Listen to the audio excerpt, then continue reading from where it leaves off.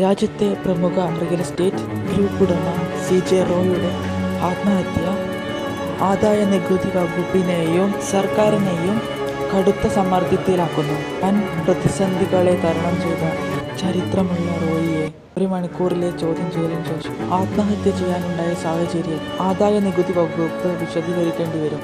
IT റെയ്ഡുകൾക്കെതിരെ പ്രതിപക്ഷം ഉന്നയിക്കുന്ന ആരോപണങ്ങൾ ഇതോടെ കനക്കും. തെക്കേ ഇന്ത്യയിലും ദുബായിലും സാന്നിധ്യമുള്ള ശതകോടികൾ ആസ്തിയുള്ള നിർമ്മാണ കമ്പനിയുടെ ഉടമ കൊച്ചിയിൽ വലിയ നിലയിൽ തുടങ്ങി ബംഗളൂരു നഗരത്തിന്റെ മുഖച്ഛായ മാറ്റുന്ന മുന്നിൽ നിന്ന ഒരാളായി ആദിയുള്ള ബിൽഡർ CJ റോയ് ആദായ വകുപ്പ് നികുതി വകുപ്പിന്റെ റെയ്ഡ് ആത്മഹത്യ ചെയ്യുമോ എന്നാണ് അടുപ്പക്കാരും സുഹൃത്തുക്കളും ചോദിക്കുന്നത്.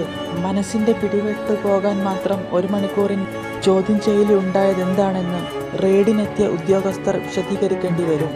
കേന്ദ്ര സർക്കാർ പ്രത്യേക അന്വേഷണം പ്രഖ്യാപിക്കണമെന്ന് കർണാടക സർക്കാർ ഇതിനകം ആവശ്യപ്പെട്ടു കഴിഞ്ഞു. പേരുദോഷം കേൾപ്പിക്കാത്ത വ്യവസായിയായിരുന്നു റോയ് എന്ന് എടുത്തു പറഞ്ഞ കർണാടക ഉപമുഖ്യമന്ത്രി DK ശിവകുമാർ ആരോപണങ്ങൾ കേന്ദ്രത്തിനെതിരെ തിരിച്ചു കഴിഞ്ഞു.